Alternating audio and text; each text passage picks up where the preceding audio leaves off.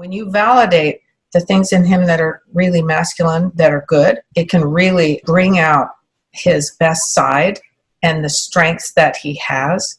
So even more.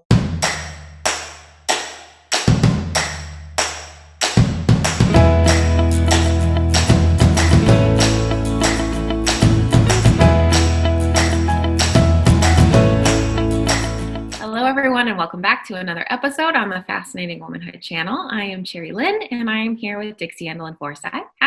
Hi. So today we're going to talk about our 5 favorite ways to inspire your man's masculinity. So Dixie, why is this important to inspire his masculinity? There's a lot of reasons. We'll just name a few. Masculinity is under attack today, as all of us know. The implication is that it's toxic. When men behave badly, it's just bad behavior. It has nothing to do with masculinity. Just like if women behave badly, it's not toxic femininity, it's just bad behavior. But the fact is, men need women and women need men. We need each other. Without us, boys don't become men. We have a very civilizing, when we're good, a very civilizing effect on both beta and alpha males. And masculinity is important. I mean, it's a great contrast to femininity, and it's complementary. Your core strength is in your femininity while his is in masculinity. So what is the first step? Be sensitive to his masculine pride. Masculine pride is really important, and never belittle him, particularly about things that involve masculinity, his courage, his strength, and not just physical strength, his strength of character and things like that. Men need to feel competent. That's a real key thing. Remember that your man needs to feel competent at things that he's doing. So the more you can validate that, the better he will feel towards you, and the better he'll feel about himself. Never make him feel stupid or like he's inept or just dumb. This applies whether your man is, even if he's a beta and not an alpha. Some women think that only alpha males fit these role models, and it's not true. They're still men. I think there's a big problem with this, with sarcasm in our society right now, that women are very sarcastic and they think that it's humorous when it comes to masculine pride, but it actually, sarcasm, I've heard you say this so many times, is actually a reflection of small truths. And sarcasm does not play to our strengths at all. It's actually anger that's disguised as humor, and it doesn't really fool anybody. Everybody knows what it is. Yes. And also sometimes we use it to kind of hint, but remember what we said before, ladies, men don't get hints very well. It just works against us. Now, what about the men out there that don't have or haven't had a masculine role model? Because I know we talk about that so much with femininity in some of our other videos of having these feminine role models and how you were raised and so forth. And women, of course, have those issues too, is not having a feminine role model. But specifically with masculinity, what about if he has never had a really strong masculine role model in his life? You know, I think almost even more when a man isn't used to having that. When you validate those things that are innate in him, it is so empowering for him because he's still male. It's not like if he doesn't have that role model, he won't be male. He still is male. And in today's culture, it's really sad, especially if you live in a state where men are really under attack, and there's different ones, or countries where men are under attack. Some men are raised without a father, or without in their schools, or their society does not support masculinity. They look on men as suspicious, like any minute they're going to rape a woman or something like that. When you validate the things in him that are really masculine, that are good, it can really bring out his best side and the strengths that he has. So even more so if you have a man that doesn't have that. It'd be like giving him a thirsty man in the desert. I'm glad that you brought that up because I hear that so much. Women saying, well, you know, he's not really that masculine, or I'm more masculine, or we're balanced or something. So I think this is really great to point out how important each role is. And don't be fooled that femininity is just girly stuff. Girly tea parties and things like that. We're talking about deeper femininity and masculinity than that, about core strength. What's number 2? Number 2, this is very important.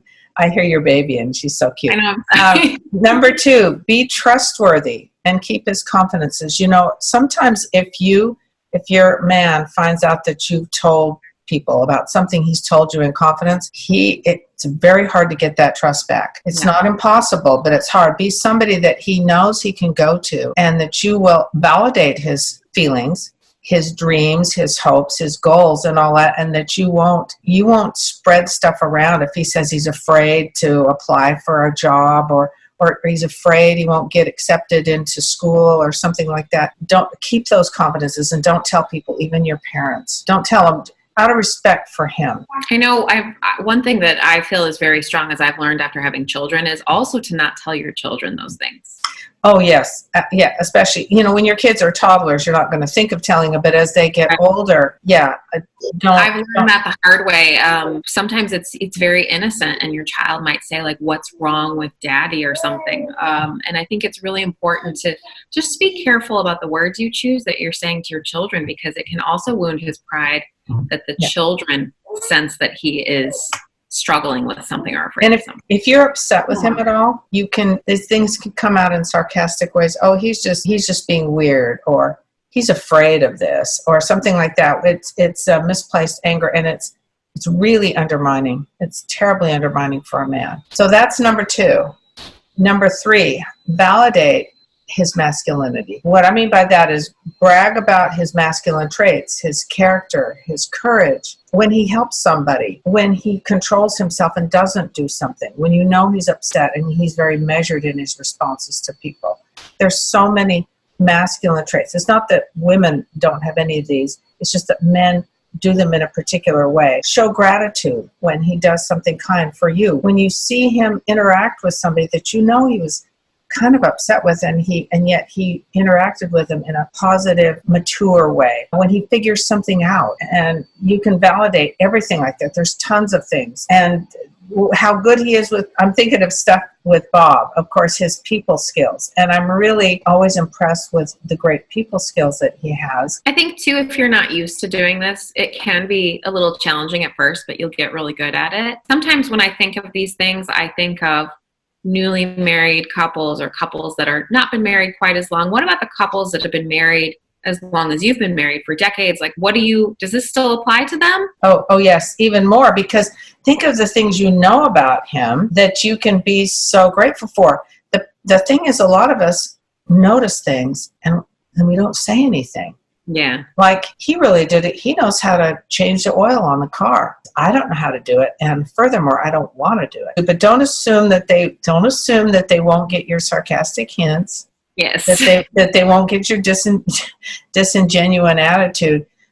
Think of something you really appreciate, and allow yourself to feel that appreciation. And then when you say it, it'll come from somewhere where it means something. On to number 4. Number 4, be feminine and emphasize the differences. Not just the way you look, although the way you look and dress, the way you move, your attitudes about things, and need him. Ask for help when you need it. Let him be your hero, even if in small ways. I'm thinking of, sometimes if I don't feel very well, and he says, do you want me to go to the store and get you something? Let him. Yeah. Let him, if it would really help. That can be hard. I struggle with that sometimes too. I know what you're talking about. It's like you just think, oh, I don't need. I'm fine. I don't want to put you in that position, but I love what you're saying is just let him, because he wants to. Because you don't want to take advantage of it. Sometimes, he'll so quickly say, do you want me to go to the store? And I know he has to get up at 6 and it's midnight.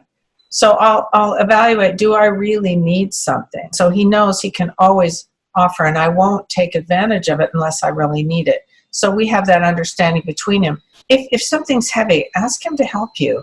Some of the feminists out there will make us think that there's something wrong with us not being as physically strong as them. But that's ridiculous, because most of them are. Let him do favors for you. And then, your relationship, you'd be surprised how that helps his feelings of confidence. Yeah, and it doesn't have to just be centered around strength. You have to find what works for you. If it's about him doing acts of service for you, like you were saying about going to the store, can you watch the kids while I take a shower? It really mean a lot to me. And then when you come out, you can praise him for making your day, like things like that. It can be a lot of little things. Yeah, like once in a while, not very often because it's not very good for me. One of my favorite things is an apple fritter donut. But they're not only huge, but they're really sugary and deep fried and everything. But once in a while, I'll say, do you know what I would really love is this, and it would be really great. And he loves doing that for me. Of course, we always split it, and he likes it too. But I love that. Okay, so we have one more left. What's the last one? I think this is probably the biggest one. The last one is my favorite one. Make him number one. A lot of ladies kind of get confused on what this means. It doesn't mean if you have children, you should put them crying in a room and every time he wants to spend time with you, or you don't ever tend to your children. It isn't what it means. It means putting him number one in your thoughts and in your heart, even when you can't physically be there for him. I always dish Bob up first, and I always give him the better portion. It's just, he doesn't even know I do it. I just do it. I do some things that are, I'm doing this because I'm a little nervous to tell you something kind of personal that I do sometimes. He doesn't even know it. I sometimes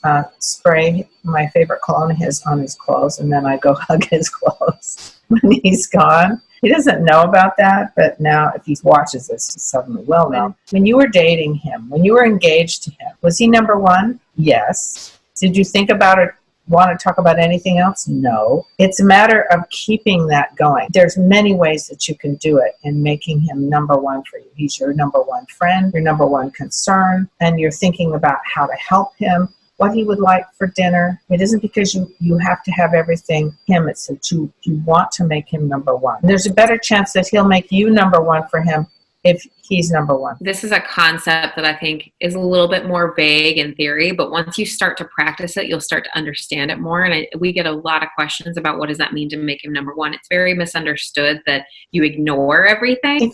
If he's number one, it doesn't mean there's nothing else on the list or everything else is at the bottom. It doesn't mean that at all. If you have a child or a baby or a job or whatever, then you can't. And he says, would you like to do this with me?